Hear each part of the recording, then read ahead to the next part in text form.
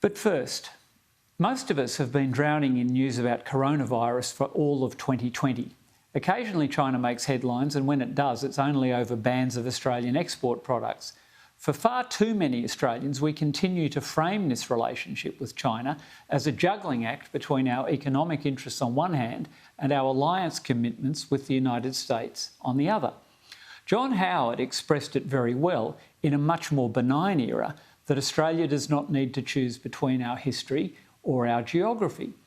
But that choice has been extinguished by China's increasingly aggressive behaviour. Many in the local China lobby blame Australia for the current crisis in our relations, but that ignores the growing pushback from the EU and many ASEAN states against China's quite naked ambitions. Today, we learned that Australian wheat is the latest industry to be buffeted, with imports to China down to near decade lows amid ongoing trade tensions. To discuss this and Australia's broader national security interest, I'm joined by a man who has served Australia with courage and distinction on the battlefield and is now a Senator for New South Wales, Jim Molan, a very familiar contributor on Sky News. Well, Jim, you've used some quite ominous language about a likelihood of a war between the United States and China because of China's increasingly aggressive behaviour both in the South China Sea and towards Taiwan. Do you want to expand a little on what you've had to say on the record today?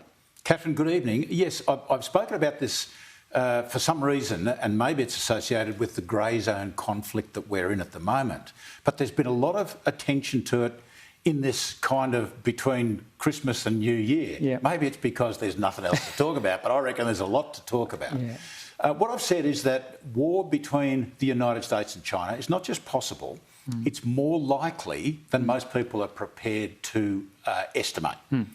And by not talking about it, by not admitting the possibility of it, we increase the risk of it occurring. Now, I've never maintained that war is inevitable between the United States and China. And if we add in the idea of alliances into that, see, I cannot imagine a war where China attacks Australia. But what I can imagine, and there's 1,000 reasons for it, what I can imagine is a war between the United States and China, which we in Australia can't deter. What we've got to be able to do is deter collateral attacks on this nation out of a war between those two nations. And indeed, Jim, we've discussed this over the course of the year, haven't we? That I think a lot of Australians would probably be surprised. I see many in the strategic community, even Paul Dibb and Hugh White, saying, that there's still a choice were Taiwan to be invaded. But my assessment would be that it is impossible for the PLA to leave Australia unimpeded on the table while we host that enormous and seamlessly integrated US ground station network through our outback and some other facilities which we won't go into in detail. But we're integrated into the US space warfighting system, are we not? And so any operation against Taiwan would involve at least blinding Australia, and that would entail, if not kinetic force, some kind of electromagnetic attack on us, surely. And we're getting the kind of cyber attack that you're implying every day of the week. Yeah. And I think that we are probably maintaining a defence against that relatively well, and the government's put an awful lot of money into exactly that. But I think that there are any ways that such a war might start. Taiwan is the flavour of the month, really. A lot of people are talking about that. But Taiwan, in my view, a Chinese attack to recover Taiwan as its own province is something that you can't just put in a square and say, well, this is between China and Taiwan. Absolutely. This has global implications. Yeah. If, for example, the Chinese decide to act on Taiwan and America doesn't act, then no one in Southeast Asia is going to take America seriously ever again. 25 million people who stand standing in contradistinction between an authoritarian China and a democratic Chinese society, fabulously wealthy and successful, that we've let go back. It was bad enough with Hong Kong. And the question then becomes, if America has to act, what does Australia do? Absolutely. And I'm sure there are contingency plans somewhere in the organisation for these. I think the challenge is much, much bigger. if, of course, Taiwan is going to be aggressively attacked by the Chinese, then they've somehow got to handle the nuclear submarines, American nuclear subs, which sit in the area. They've somehow got to manage crossing 100 kilometres of strait by sea or by air. They've got to somehow manage the American facilities on Guam and in Japan and maybe even in Darwin. This is why I say you can't just look at Taiwan as a separate and neat construct, which something happens there and it doesn't happen everywhere. Precisely. This will happen all over the world. What would Iran say if America was tied down in the South China Sea? What would the Russians do in the Baltic if America was tied down in the South China Sea? And God knows what North Korea would do. And of course, you've got the situation where the Chinese do have vulnerabilities, don't they? In that they still are more reliant on Middle Eastern oil than they would like to be. And the United States Fifth Fleet has the capacity to choke them through the Straits of Hormuz and those traffic points at least. But they've reserved the right, for example, to attack US carrier groups on the northern side of Hokkaido. So as you say, any move on Taiwan would involve preliminary operations against other democratic states. I think it's got to, at least if sea is going to be used in the invasion of Taiwan, then there are sea mines to be cleared.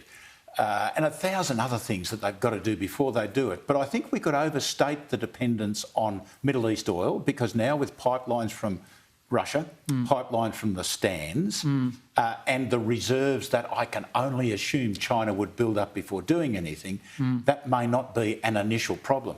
But I guess what you're implying is that there's maybe a role for us in blocking the straits through the Indonesian archipelago. Absolutely. Of course, then we're into a bigger war. Absolutely. This is why I always say you can't just say that something between China and Taiwan is a nice, neat little package, that they'll do it or they won't do it. We've got a choice to engage or not engage. The Americans will engage or not engage.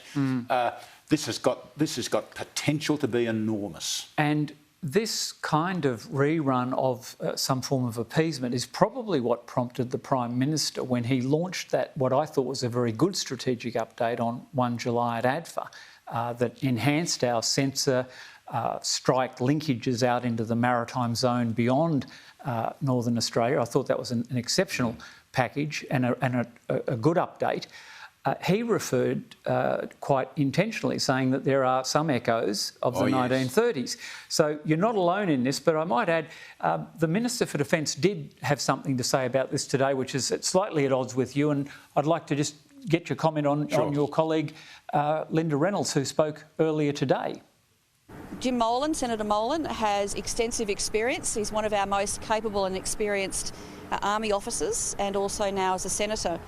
And his opinions are his own, but I would refer you back to the Defence Strategic Update, where we have a very clear-eyed view of what is happening regionally and globally, and we are preparing our nation accordingly. That's very, very good, and I have great respect for the Minister for Defence. So you're not in the naughty corner? I hope not. I have been in the naughty corner.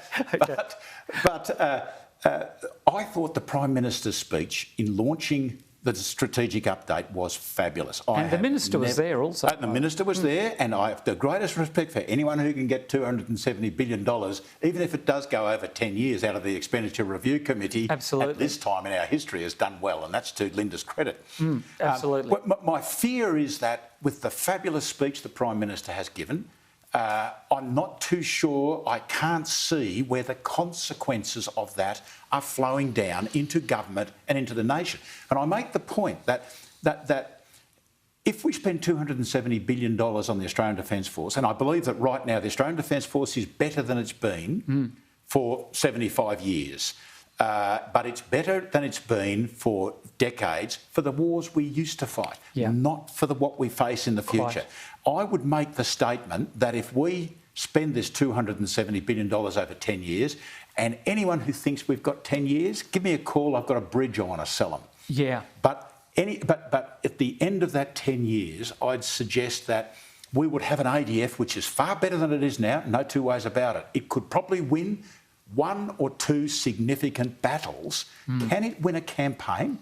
Has it got lethality, mass and sustainability for a campaign or a war? That's the question that the government's got to address. But also, what about the rest of the nation? If we're giving $270 billion, Catherine, to the Defence Force for something in the future, what are we doing for the rest of the nation? And that brings in an important point I want to come to, because both he and Minister Reynolds, and like you, I thought the package had a lot to like. It was excellent. But the Prime Minister was at some pains again in that speech that warrants close reading to say that we no longer have that luxury of lead time. Yep. You remember the warning time concept that was part of the DOA, Defence of Australia construct. That's off the table in the eyes of the PM. So you're more, not alarmist, but your sense that there could be a higher likelihood of conflict than less so is certainly the Prime Minister's position. It's certainly underpinning that package. What I'm worried about is that our lead times have been taken off as a strategic guidance initiative, but they're still impacting on our procurement programs. Correct. And I'm concerned. I want to run a couple of things past you. We declared operational capability with 20 of the JSF yesterday. Great news. However, its range is limited, be expanded by the hitting power with hypersonic missiles, but the tankers aren't a stealth platform. Warning and control aircraft. Same thing. So are we doing enough? Like in terms of that compressed lack of warning, a package that will take some time to implement, what are your rub points? What are you most worried about in terms of particular platforms, availability? What would you do to grip this up and get a more whole-of-government response? Have you got a plan that you'd like to outline to us tonight? The plan that I have is that too quickly we go to the tactical level. Yep. Too quickly we say, do we need 12 submarines? Do we need 72 or whatever it is, F-35s? Do we need 3 big ships, etc., etc.?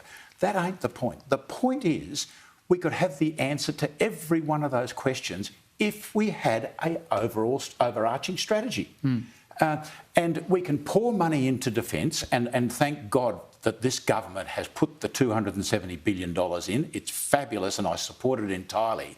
But it doesn't solve the national security problem. What solves the national security problem is an overall strategy that addresses not just defence, it addresses foreign affairs, cyber, education, every aspect of this nation, because if we think the Defence Force needs $270 billion to fight whatever it is we think is coming down the track towards us, what about everyone else? This is the question that I think I will encourage government to look at every possible chance that I get. If we start with the strategy, then all the things fall out the bottom. Because if you do the strategy, you say, well, what are the threats? See, I don't say that we need to spend one more cent on defence, not 1 cent. What I do say, though, is if we go through the strategy and we start with who we're likely, the kind of wars that we're likely to fight, if we start with those, at least then we understand the risk of not spending more money on defence. Quite. Now, once government gets their ideas set down, and I believe this is where the problem is, we don't say what we foresee the future as being. You've got to say that rather than just letting defence go and do what they want to do. And I think this is the challenge. And so if I'm reading between the lines, it sounds like you're arguing for a whole-of-government national security strategy across the board rather than strategic updates. Correct. And you raised a good point, Jim. This grey zone warfare, people probably like to hear more from you on that, because you're quite right. It's just as likely our banking system could be attacked, isn't it, as much as our defence infrastructure. Absolutely. And if we haven't got the cyber specialists defending our banking system, or if we've got reservists who are in the banking system and maybe better used there rather than working for ASD as reservists, we've got rub points. Now, that's the type of whole-of-government seamless joining up that you're talking about, isn't it? It is. And what's caused me to take this line more enthusiastically than I have over the last 3 years is the fact that the 4 nations of China, Iran, Russia and North Korea, and of course Islamic extremism, their power has increased, US power has decreased, and we are now becoming very aware of this nation's vulnerabilities. And this is what you're getting at. We, as a government, we take one problem and we solve it brilliantly. And if I look at counter-terrorism, foreign influence, foreign affairs, BMI, all of these good things that we have addressed as a government, we're doing very, very well. But I don't think, when I look at the Prime Minister's speech and I say, OK, that's what the man has said, it is brilliant stuff. What does it mean in reality? I don't see that next level down. Now, is that a problem with the Defence Department and the bureaucracy? Yes. Like, the elected officials have set some terrific yardsticks there, but it really does need a shake-up, doesn't it? We've been... the whole time you and I have been in service, which now spans nigh on 50 years, sadly... Can you remember how many bad procurement decisions we've lived with? And they all look crazy with hindsight. Oh, absolutely. And every time we have a bad decision, or every 3 or 4 or 5 years, we have another investigation. Correct. We have an inquiry, and where does it stop? It stops at that level below government. Yep. Now, my view is that if government can get their part right, then you eliminate a vast number of the problems down below, because the procurement organisation, at the moment we have a procurement organisation which tries to eradicate risk. Yes. With pass after pass, with a government intervention, and at the end of it we still shake our heads and say, why are we doing this? And that's the question we've got to answer. If we can answer that question, and this is the emphasis that I'm putting on internally within government, we've got to be able to answer that question.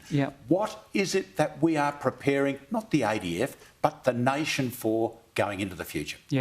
And look, all of this, Jim, if plans go ahead and I get the show that we're talking about next year on a Friday night, I'll dedicate an entire show to having this chat, because our audience can't get enough of national security and the China threat. They get it, they understand it. But on a more sombre note, you attended the funeral service today for a former Governor-General, a mutual friend and a great Australian, Mike Jeffery, MC, a fine soldier. What are your memories of Mike? You had more direct service with him. I was only a kid when he was COSASR, but... Yes, and I got to know him when he was a brigade and a divisional commander, then when he was the Governor-General. And of course, Mike was an extraordinary man, and one of the most pronounced things that I walked away from the state funeral that we gave him today, and we had the Governor-General there, and we had the CDF and the Prime Minister, and what I walked away from was...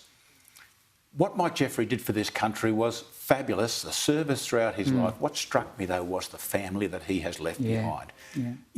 What an impressive group of people.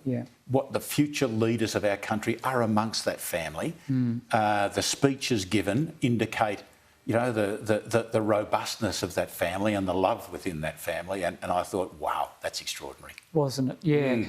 And, that the MC that was awarded to Mike was not awarded lightly. That Battle of Bin Bar was probably the closest approximation to Fallujah that our army ever fought, apart from your operations with the United States Army in Fallujah. Was the combined arms real deal in complex terrain. And Mike took some tanks in with his rifle company, didn't he? He took tanks, he took armoured personnel carriers, very tough fight. He took the battalion soldiers in, and it was a great fight.